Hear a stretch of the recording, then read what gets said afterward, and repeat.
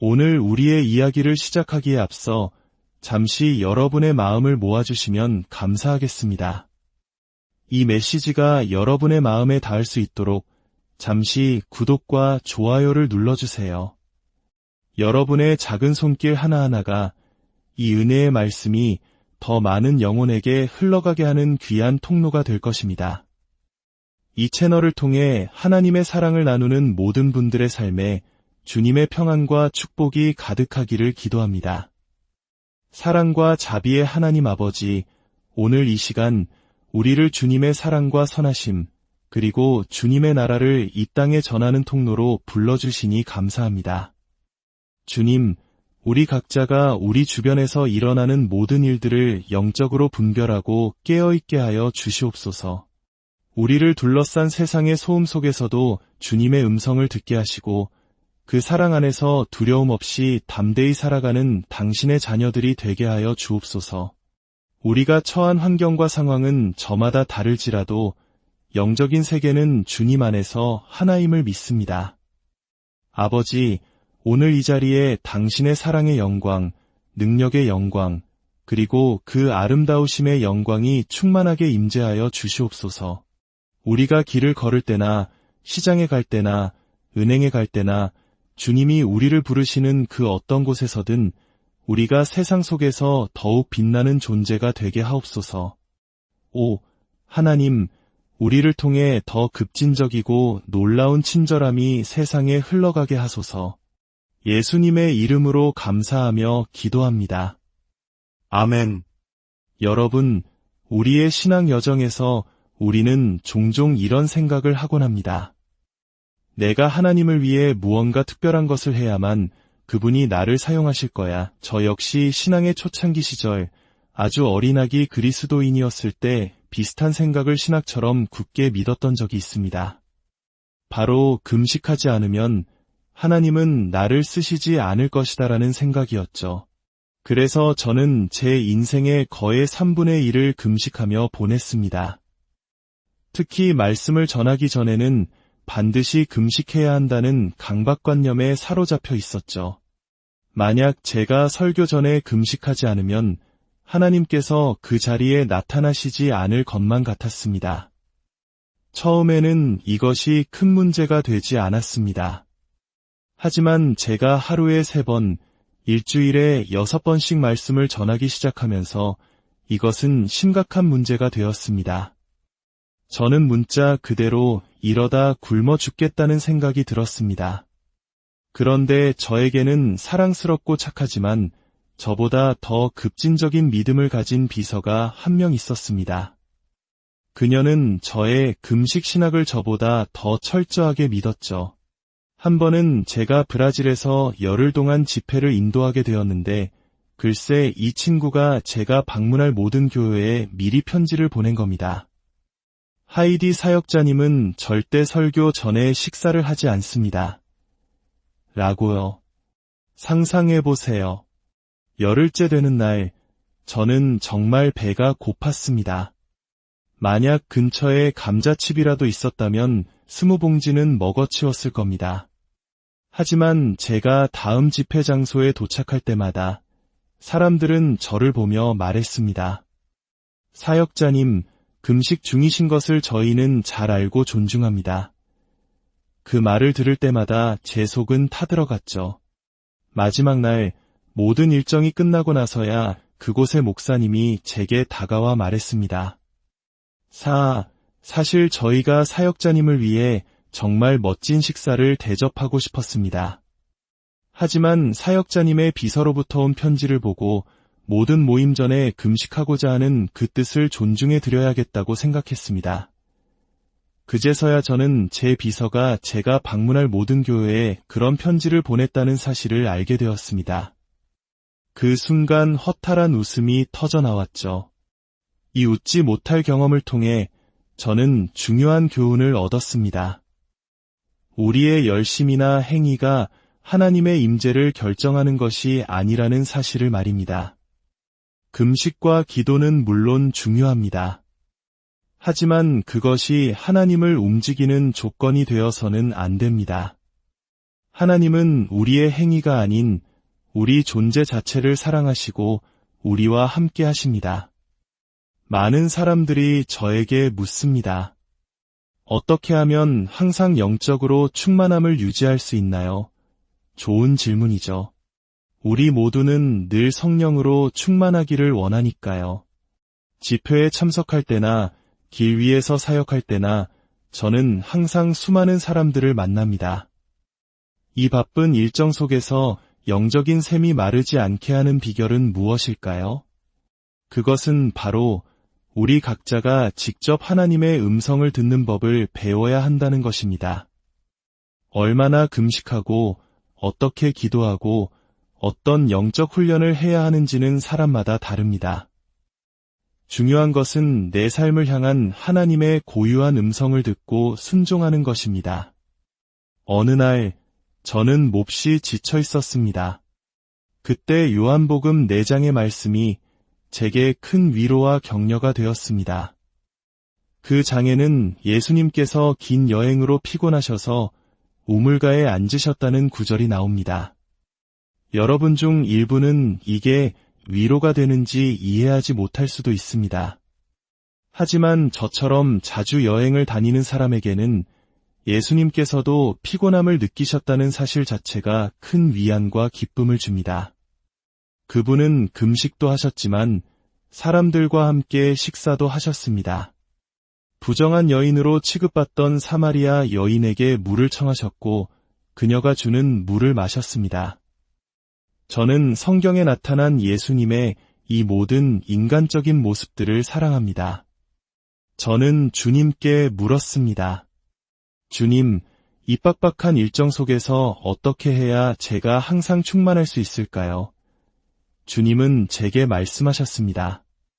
나와 함께 잠시 떠나자. 그래서 오늘 저만의 비밀을 여러분과 나누려고 합니다. 하지만 이야기를 듣고 저를 따라오지는 마세요. 제가 가는 곳으로 따라오라는 뜻이 아닙니다. 이야기의 본질을 따라오라는 의미입니다.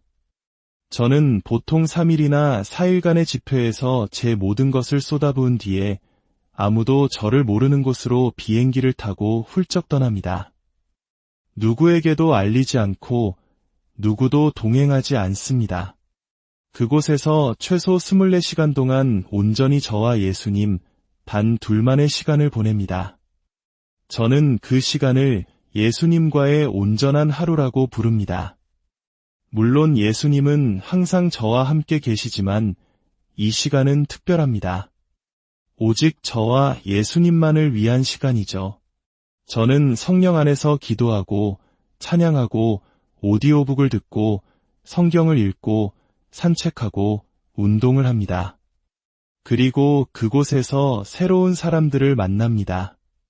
특히 아시아에서 집회를 하면 여러분은 세상에서 가장 환대하는 사람들입니다. 정말입니다. 여러분이 사람들을 챙기는 방식은 놀라울 정도입니다. 가방을 들려고 하면 세 사람이 달려와 대신 들어주고 물을 챙겨주고 문을 열어줍니다. 심지어 화장실까지 경호원들이 따라오기도 합니다. 물론 그 친절에 깊이 감사하지만 때로는 제 본래의 모습을 잃어버릴 때도 있습니다. 그래서 저는 아무도 저를 모르고 아무도 저에게 특별 대우를 해주지 않는 곳으로 갑니다. 그곳에서 제 삶과 메시지가 어떻게 드러나는지 보는 것은 정말 환상적인 경험입니다. 어떤 언어, 어떤 문화 속에서도 오직 저와 하나님만이 존재하는 그 시간은 제 영혼을 새롭게 하고 다시 채워주는 원동력이 됩니다. 어제는 말레이시아에 다녀왔습니다. 저는 그곳의 거리를 걷고 길거리 음식을 사 먹었습니다. 5성급 호텔의 음식이 아니었습니다. 그냥 평범한 사람들 틈에 섞여 그들의 음식을 먹었죠. 그리고 사우디아라비아에서 온 사람들과 복음을 나누었습니다. 어떤 분은 이렇게 물을지도 모릅니다. 그건 예수님과 단둘이 보내는 영적인 재충전의 날 아니었나요? 왜 거기서까지 복음을 전하나요? 저에게 예수님과의 하루는 언제나 복음을 나누는 날입니다. 저는 제가 가는 모든 곳에서 복음을 나눕니다. 갑자기 복음 전파 스위치를 끌 수는 없어요. 사실 저는 이런 집회에서 여러분을 예수님께 인도하는 것이 더 어렵습니다. 여러분은 이미 믿음을 가지고 이곳에 오셨으니까요. 하지만 저 바깥 세상에서는 다릅니다. 어제 저는 머리를 자르러 미용실에 갔습니다. 그곳에서 제 머리를 아주 짧게 자른 사람은 동성애자이자 가톨릭 신자였습니다. 머리가 잘려나가는 것을 보며 저는 심호흡을 하고 예수님께 물었습니다. 주님, 이제 어떻게 해야 할까요? 울어야 할까요? 아니면 그냥 이 남자를 꼭 안아주고 축복하고 팁을 후하게 줘야 할까요? 솔직히 여자로서 저는 소리치며 울고 싶었고 그 자리를 뛰쳐나가고 싶었습니다.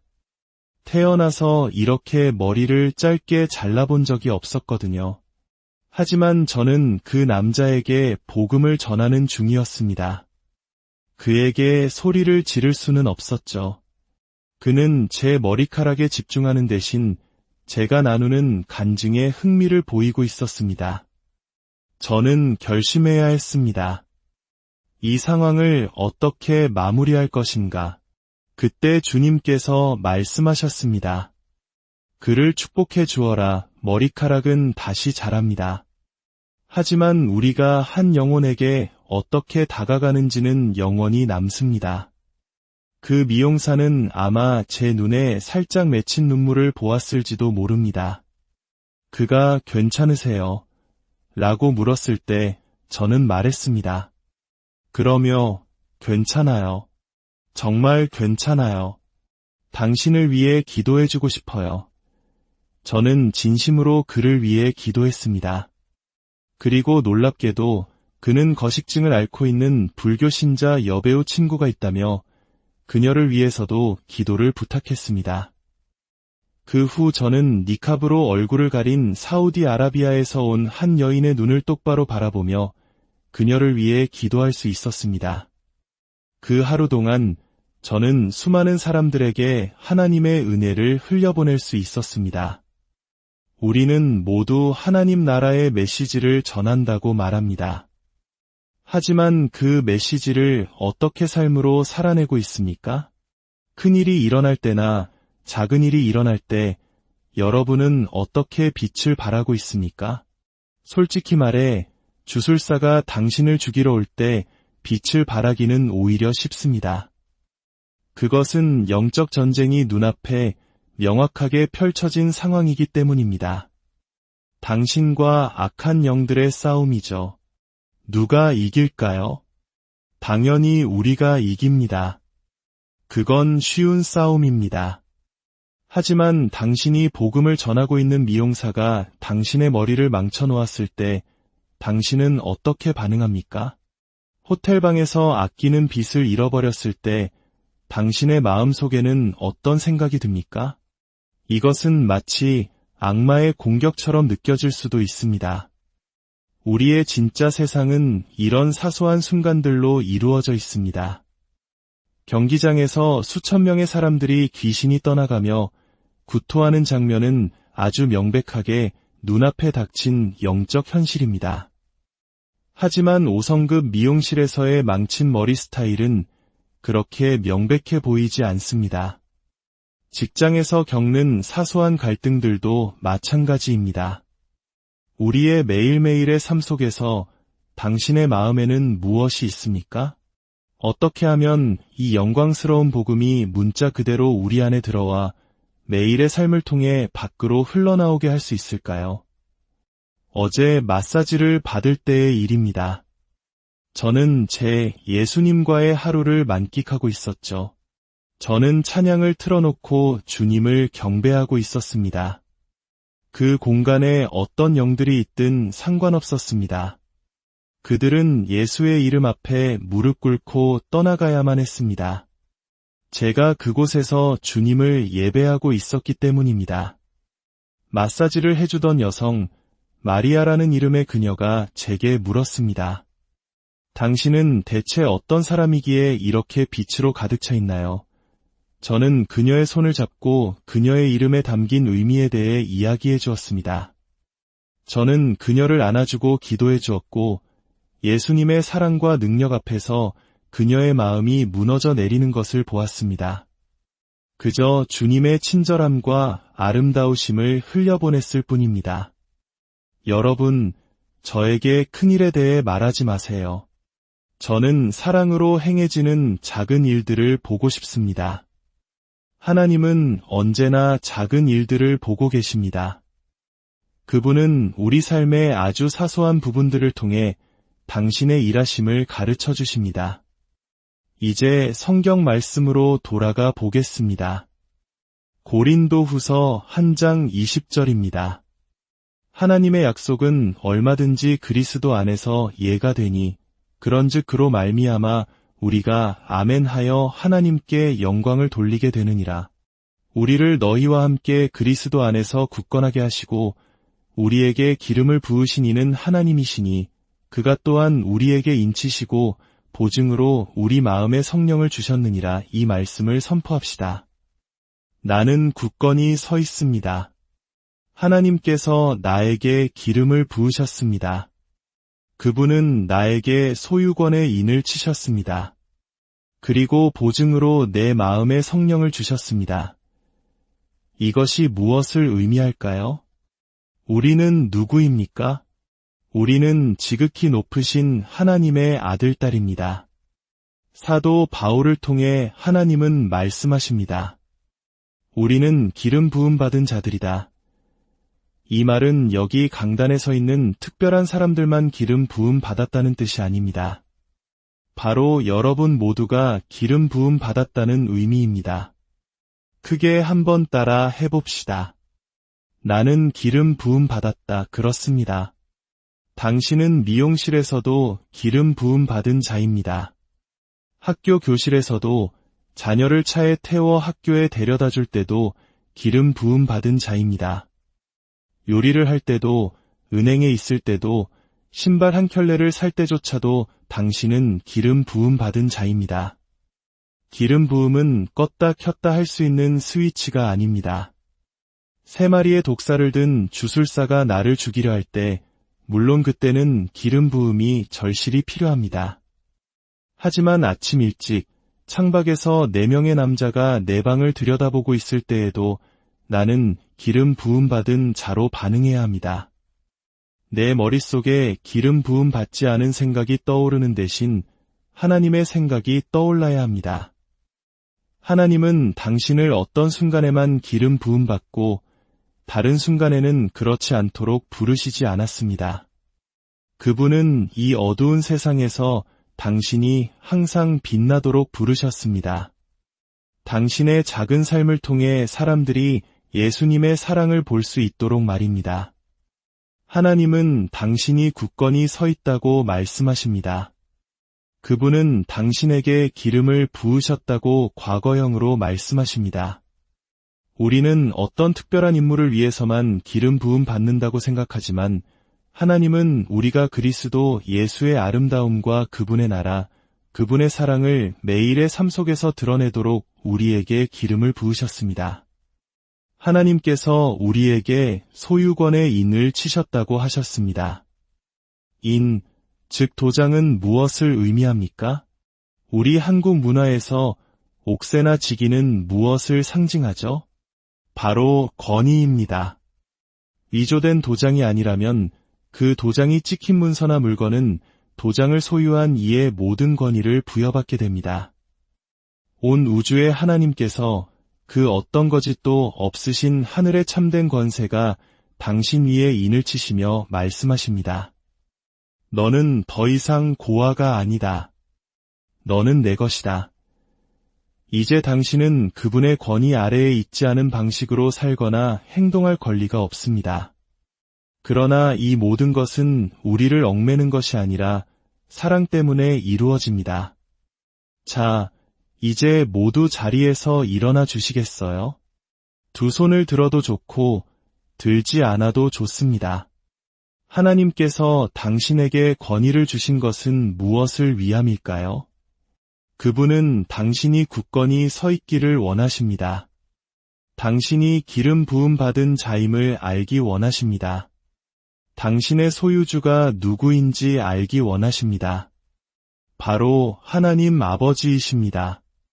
그분은 선하신 분입니까? 그저 조금 선한 분이 아니라 온전히 선하신 분입니까? 그분은 당신을 아끼고 사랑하고 좋아하십니까? 네, 그렇습니다. 그분은 당신을 아낄 뿐만 아니라 당신을 정말로 좋아하십니다. 그러니 이제 당신의 삶을 한 장의 종이처럼 주님 앞에 내어드리세요. 그리고 기도하세요. 하나님, 저를 인쳐주세요. 저를 소유하여 주옵소서. 제가 교회에 있을 때만이 아니라 사람들이 저를 알아보든 그렇지 않든 상관없이 영원토록 저를 인치셔서 제가 주님께 기쁨을 드리는 그 기름 부음 안에서 걷게 하여 주옵소서. 오늘 점심시간에 이 인치심을 한번 시험해 봅시다. 우리가 만나는 사람들에게 놀라울 정도로 친절하고 너그럽고 다정하게 대해봅시다. 사람들이 알아차릴 정도로 말입니다. 당신에게는 뭔가 특별한 것이 있네요. 어떻게 입으로만 웃는 것이 아니라 눈으로도 웃을 수 있죠. 우리는 다시 믿는 자들과 모이기 전에 세상 속에서 이것을 실천해 볼 것입니다. 주님은 우리에게 소유권의 인을 치셨고 우리 마음에 성령을 주셨습니다. 성령님, 제 마음을 인쳐 주시옵소서. 하늘에서와 같이 이 땅에서도 주님의 나라를 위해 기도할 수 있다고 주님께서 말씀하셨습니다. 주님, 제가 사랑하는 왕, 제가 신부로 부름받은 그 왕에 의해 온전히 통치되기를 원합니다. 오, 왕 되신 예수님, 주님의 영광을 위해 저를 인쳐 주시옵소서. 제가 누구에게 속했는지 온 세상이 알게 하소서. 아멘.